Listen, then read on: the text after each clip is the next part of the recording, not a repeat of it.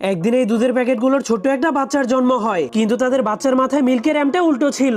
এজন্য বাচ্চারা সবসময় তাকে সেই লেখাটা নিয়ে অনেক বিরক্ত করত, যার কারণে তার বাবা মা তার সেই লেখাটাকে ঠিক করার জন্য তাকে ডাক্তারের কাছে নিয়ে যায়। কিন্তু সেই ডাক্তার তাকে বলে, আমি এই লেখাটা ঠিক করতে পারবো না। যা শোনার পর তার মা কান্না শুরু করে দেয়, কারণ তার ছেলেকে স্কুলের বাচ্চারা প্রতিদিন সেই ভুল লেখাটার জন্য অনেক বিরক্ত করত।